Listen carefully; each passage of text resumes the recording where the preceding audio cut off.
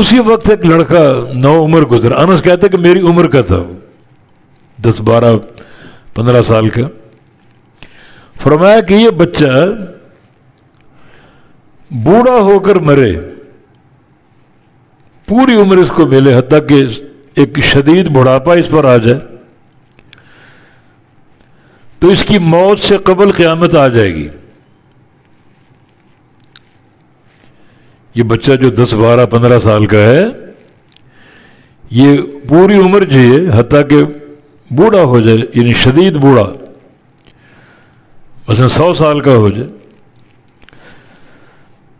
تو اس کی موت سے قبل قیامت آ جائے گی. اس کا کیا معنی؟ قیامت اب تک نہیں آئی, صدیاں گزر گئیں. قیامت کی 2 قسمیں, ایک ہے عمومی قیامت جو پوری دنیا پر قائم ہوگی, جب سور پھونکا جائے گا اور دنیا فنا ہو جائے گی, یہ عمومی قیامت جو سب پر آئے گی. اور ایک ہے فردی قیامت, ہر بندے کی اپنی قیامت, یہ اس کی موت ہے. معنی اس وقت جتنے لوگ موجود ہیں, یہ بچہ بڑھاپے کی عمر میں فوت ہو تو اس کے فوت ہونے سے پہلے یہ موجود سارے لوگ مر چکے ہوں گے. یہ فردی قیامت ہے, وہ ہر بندے پر قیامت آ چکی ہوگی. اور عمومی قیامت وہی جب سور پھونکا جائے گا, وہ اللہ تعالیٰ کا امر ہے, اللہ کا علم ہے, وہ اس کا خزانہ غیب جس پر کسی کو اطلاع نہیں ہے. علامتیں بیان ہوئی ہیں مگر بالضبط کوئی قیامت کے وقوع کی تحدید نہیں کر سکتا. ہے قریب, کیونکہ ہر آنے والی شے قریب ہے.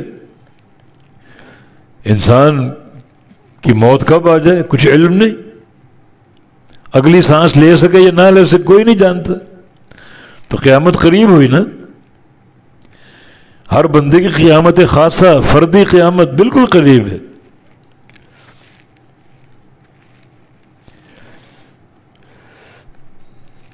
اصل مسئلہ تیاری کا, بل تنظر نفس ما قدمت لغد, ہر بندہ دیکھے کہ اس نے کل کے لیے کیا تیاری کی اور کتنی تیاری کی, کتنی اور کیا. کتنی سے مراد اعمال پورے ہیں, نمازیں پوری ہیں, زکوٰۃ پوری ادا کی ہے, روزے پورے رکھے ہیں, اور کیا جو اعمال کیے ہیں تم نے قیامت کے لیے, کیا سمجھتے ہو وہ تمہیں کامیابی دلا دیں گے؟